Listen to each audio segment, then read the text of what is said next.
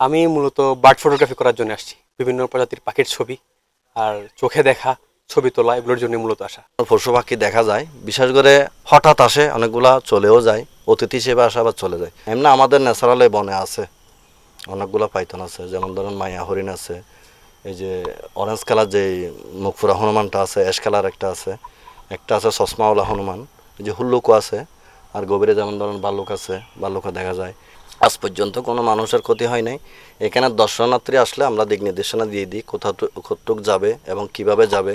কতটুকু যাওয়া যায় এমনি? যেমন ধরেন একাকি যাইতে পারে পিকনিক স্পট পর্যন্ত, আর গভীরে যদি যাইতে হয় আমাদের এখানে সিপিসি গাইড আছে, ওই গাইড নিয়ে যেতে হয় আর কি। বিশেষ করে গবেষণার জন্য খুলনা বিশ্ববিদ্যালয়, চট্টগ্রাম বিশ্ববিদ্যালয়, ঢাকা বিশ্ববিদ্যালয়, জাহাঙ্গীরনগর বিশ্ববিদ্যালয়, বিভিন্ন বিশ্ববিদ্যালয় থেকে গবেষণার জন্য এখানে আসেন। তো ওনারাও খুব স্যাটিসফাই।